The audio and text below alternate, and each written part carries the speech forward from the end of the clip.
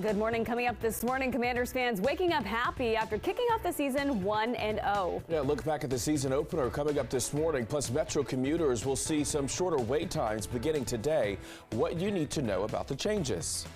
And as you're heading out on this Monday morning commute, don't forget the umbrella, especially up and down the I-95 corridor. We're tracking some pockets of steady to heavy rain. And not only that, some patchy dense fog in some locations. Have all the latest details. We'll get towards the rest of that 7 day coming up. But first, today marks the 22nd anniversary of the September 11th attacks. Nearly 3,000 people died on that day in New York, Pennsylvania, and at the Pentagon. And taking a live look outside this morning at the Pentagon, we're ahead this morning on how people are remembering that day and its legacy more than 20 years ago. The station covering all of the DMV. This is DC News Now. Well, good morning. It is now 6 o'clock on a Monday morning. Another shot here from the Pentagon. Starting off a little bit foggy as you step out the door, so be sure to pack your umbrella as well, just in case. But thanks for starting your morning with us here on DC News Now. I'm Tanaya Wright. Yeah, good morning to you. I'm Corey James. Shanique is tracking your drive times this morning. She'll have more on that in just a moment. Jackie is tracking your forecast. And Jackie, it is wet out there for folks. Yeah, especially up and down the I-95 corridor right now and over DC. So here's a view of the radar at this moment. Seeing a lot of that green and even a little bit of that yellow, orange, and red, indicating some steady to heavy rainfall at that. And we're seeing some pockets of red. That's mainly over towards the Bowie area. And we're seeing also this just north of Dale City, over towards Mount Vernon, seeing that pocket of heavy rainfall as well. So we did see that pass through Silver Spring, and then it moved over towards Prince George's County, now over Bowie at this moment, and will continue to move its way north and east. And we have that batch of heavier rain down towards Newington, even just south of Burke, and even moving over towards Mount Vernon, eventually moving into parts of southern Maryland. Now, in terms of visibility, we're also seeing that reduce. So not only are we tracking the rainfall, that could be reducing visibility and also creating some ponding. We're also seeing low visibility down to 2 miles in Hagerstown, about a mile in Woodstock and Luray. So keep that in mind. The rain will continue to move out as that low lifts out. I'll have more details again towards the rest of that 7 day coming up. Shanique is here with a look at those roads. How's traffic? All right. Well, with the rain comes delays. You're starting to see that right on the top side of the Beltway throughout Montgomery County. Here, Silver Spring and past 29. You are on and off your brakes. So watch out for the big curves here. It does get a little slippery out there. Very tricky. Slippery here as well around our region, but 95 north and southbound right through Springfield in Northern Virginia. You are also seeing slick road conditions out there. 395 GW Parkway. We have some ponding going on along that stretch right before the Beltway, and we still are dealing with a situation here, and this is off of Minnesota and Pennsylvania Avenue. Thank you, Shanika. Well, today marks the 22nd anniversary of the 9/11 attacks that killed nearly 3,000 people. Yeah, DC News Now's Liberty Zabala is live this morning near the Pentagon with more on how you can remember the victims. Liberty, good morning. Good morning, Corey and Tanaya. Well, there will be several memorial ceremonies across the DMV today for the September 11th anniversary. And right here outside of the Pentagon, we're also expecting the American flag to be unfurled to honor and remember.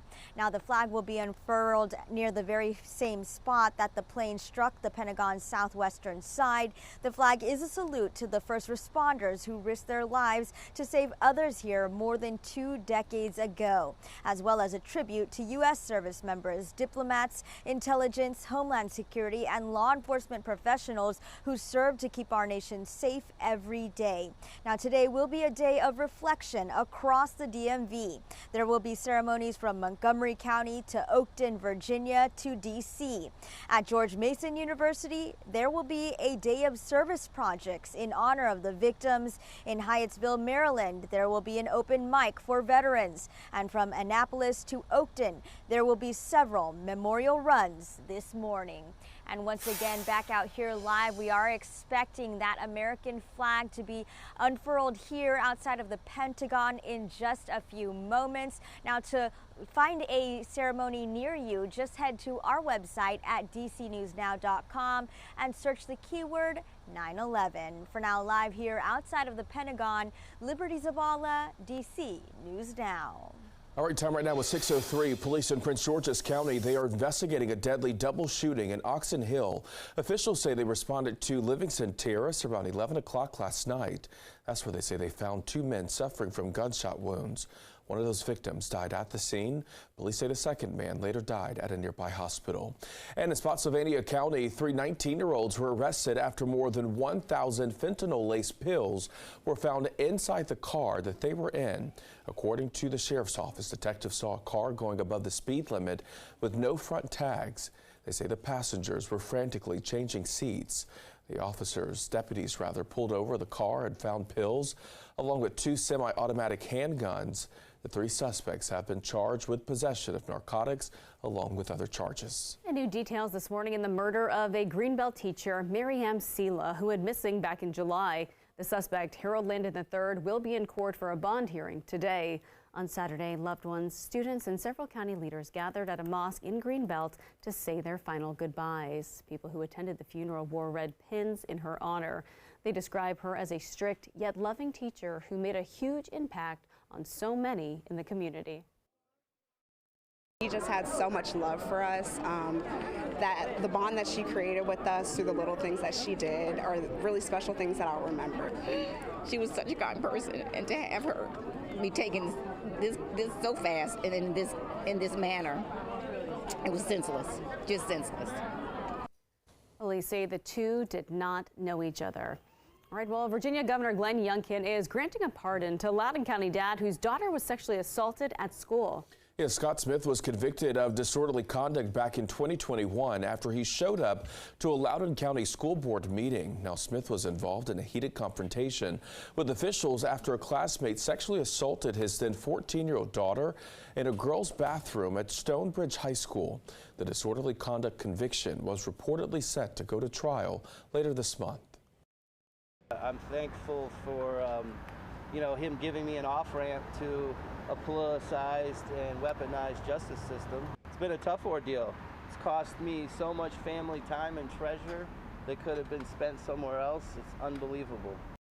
Now, Smith says he is planning lawsuits against those involved and in his daughter's attack and his arrest. And a new grant from the Maryland Department of Agriculture is helping farmers and food banks. It is called the Maryland Food and Agricultural Resiliency Mechanism Grant Program. The grant will allow Maryland's food banks to ask for funding to buy surplus, seasonal, or seafood products. Officials say getting those items to families in need and creating a market for farmers to sell is a win-win. To qualify, food banks must register with the Maryland Department of Assessment and Taxation. They must be in good standing to do business in Maryland and have a W-9 form with an address that matches its address. Now, right now, there's $200,000 worth of funding available. The minimum request needs to be at least $5,000.